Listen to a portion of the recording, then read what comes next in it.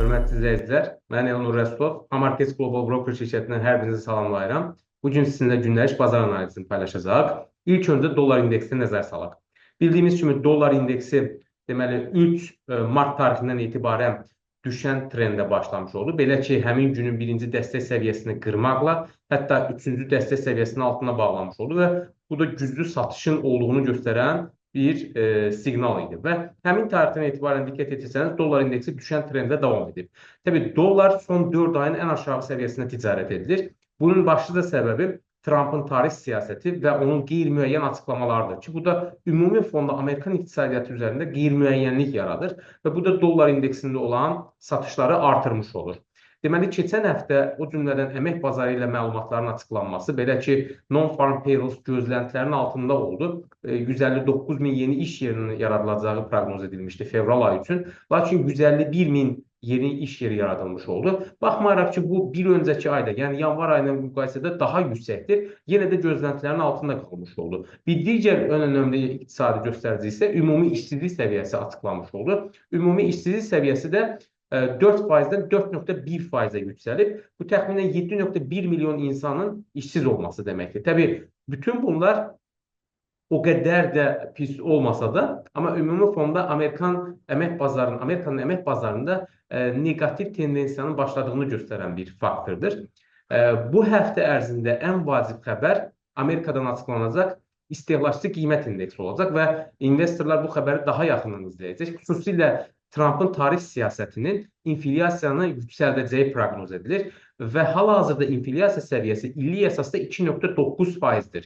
Əgər çərşənbə günü açıqlanacaq inflyasiya göstəriciləri gözləntilərin üzərində olarsa və müəyyən bir artım müşahidə edilərsə, bu dollar indeksində sərt şəkildə yuxarı yönlü korreksiyaya səbəb ola bilər.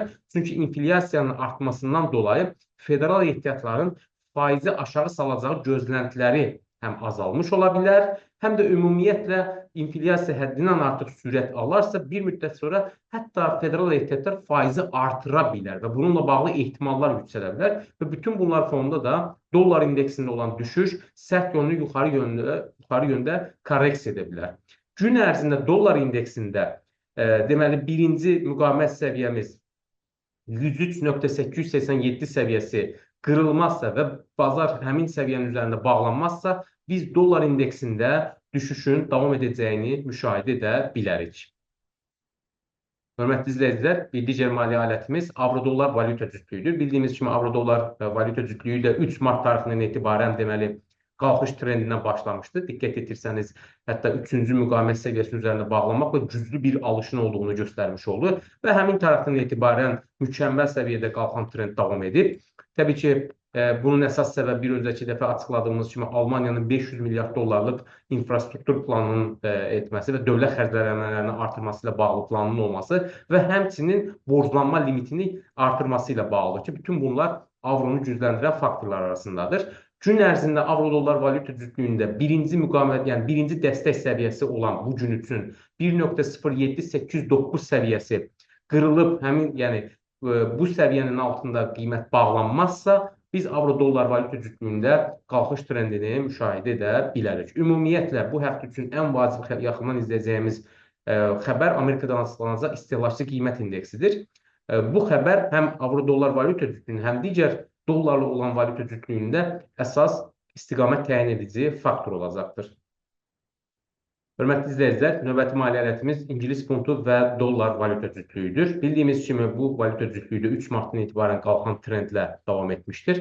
Lakin görünür ki, bugün İngilis funtu və dollar valyuta cütlüyündə müəyyən bir range ticarət müşahidə oluna bilər. Çünki İngilis funtu bugün üçün birinci dəstək səviyyəsi, yəni 1,837 səviyyəsini qırıb. Lakin təbii qiymət onun altında bağlanmayıb hələ. Əgər gün ərzində qiymət həmin səviyyənin altında bağlanarsa, yəni bugünün birinci dəstək səviyyəsinin altında bağlanarsa, biz İngilis funtu və dollar valyuta cütlüyündə olan qalxış trendinin başa çatdığını müşahidə edə bilərik və müəyyən mənada aşağı yönlü korreksiya edə bilər. Və bugün üçün önəmli olan qiymət səviyyəsi 1,28837 və 1,29 birinci müqavimət səviyyəmiz 523-dür. bu səviyyələri arasında ticarət edilə bilər. Hörmətli izləyicilər, növbəti maliyyə ədədimiz USD-YENA valyuta cütlüyüdür. USD-YENA valyuta cütlüyü də bildiyimiz kimi 3 martdan etibarən düşən trendə başlayıb və hələ də davam etməkdədir. Diqqət etirsəniz 3 martdan etibarən bazar ancaq birinci müqavimət səviyyələrinin altında bağlanıb günlük əsasda və USD-YENA-da olan düşüş trendinin təbii əsas sürətləndirici faktoru Yaponiya Mərkəzi Bankının bu il ərzində 2 dəfədən çox faiz artırması ilə bağlı gözləntilərin olmasıdır. Bütün bunlar təbii yenanı digər valyutalara, o cümlədən dollara qarşı gücləndirmiş olur. Əgər USD-YENA valyuta cütlüyü gün ərzində birinci müqavimət səviyyəmiz olan 148.57 səviyyəsini qırıb yuxarıda bağlanmazsa, biz gün ərzində USD-YENA valyuta cütlüyündə düşüş trendinin davam edəcəyini müşahidə edə bilərik. Hörmətli izləyicilər, növbəti maliyyə ədədimiz qızıldır. Ümumiyyətlə, qızılda olan qalxış trendi bir mənada artıq range ticarəti ilə əvəz olunub. Diqqət etirsəniz, artıq deməli 5 martdan etibarən qızıl nə həmin gün üçün birinci müqavimət, nə də ki, birinci dəstək səviyyəsini qırıb və onun altına bağlanıb və ancaq diqqət etirsəniz, gün ərzində 5 martdan etibarən birinci dəstək və müqavimət səviyyələrinin arasında ticarət edilib. Bu da təbii qızılda bir range ticarətinin olduğunu göstərir. Qızıl hələ ki istiqamət müəyyən etməyə çalışır. Təbii bunun birinci səbəbi Amerikanın, xüsusilə Trumpın tariflə bağlı qeyri-müəyyən siyasətidir.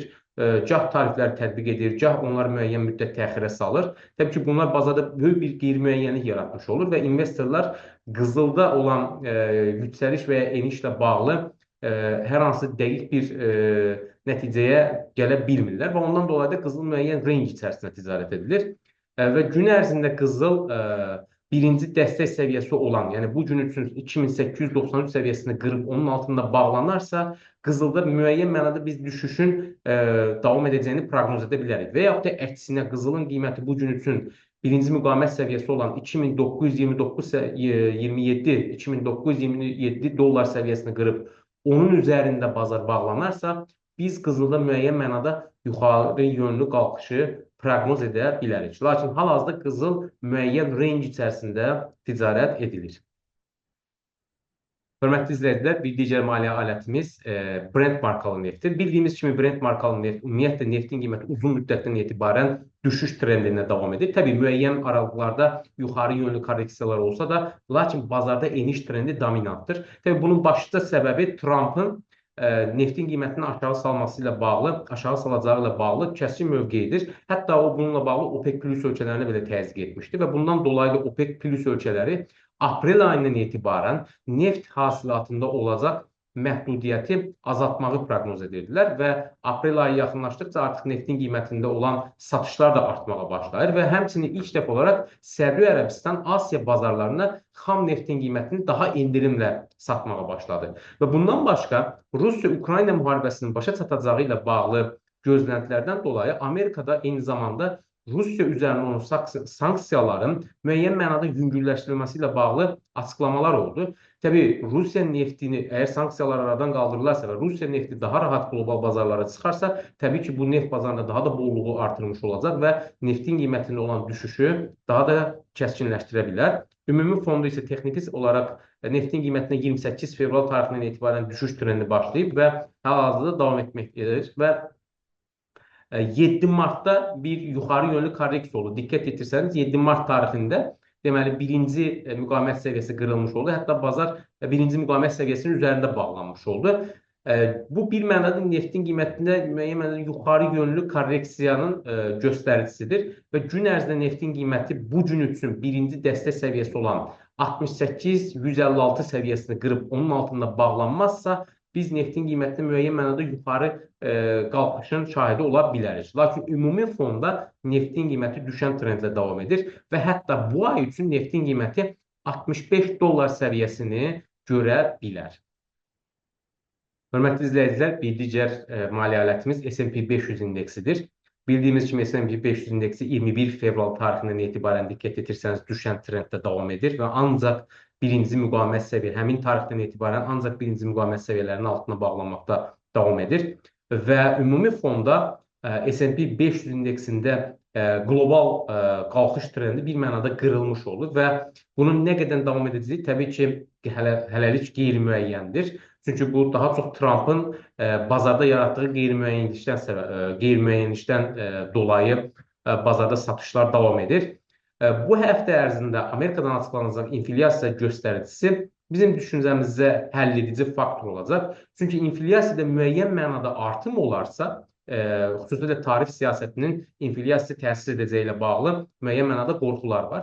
İnflyasiya həqiqətən real rəqəmlər inflyasiyada özünü göstərərsə və inflyasiyada müəyyən mənada artım olarsa, biz S&P 500 indeksində düşüşün davam edəcəyini proqnoz edə bilərik. Çünki ümumi fonda inflyasiyanın artması faiz dərəcəsinin artırılması ilə bağlı gözləntiləri yaratmış olur bazarda və bu da səhm bazarına təbii negativ təsir edən faktordur. Yəni baha dollar ucuz səhm bazarıdır. Yəni səhm bazarının düşməsi deməkdir. Dolların qalxması eyni zamanda S&P 500 indeksinin aşağı yönlü düşməsi anlamına gəlir. Təbii ki, dediyimiz kimi bu daha çox iqtisadi göstəricilərdən, iqtisadi açıqlamalardan asılı olacaq. Lakin ümumi fonda baxdığımız zaman isə tarif siyasətinin qısa zaman ərzində inflyasiyanın rəqəmlərinə müəyyən mənada, yəni bu gün çərşənbə günü açıqlanacaq nəticələri təsir etməyə bilər. Lakin uzun vədədə baxdığımız zaman, əgər tarif siyasəti davam edərsə və Çinə, o cümlədən Kanada, Meksika və həmçinin Avropa Birliyinə hər hansı bir tariflər tətbiq edilərsə, təbii ümumi fonda bu inflyasiyanın artmasına səbəb olacaq və bu da səhm bazarının təbii ki, aşağı düşməsini daha da sürətləndirə bilər. Hörmətli izləyicilər, bu günlük sizə çatdıracağımız bu qədər. Sizə uğurlu ticarət arzulayırıq. Sağ olun.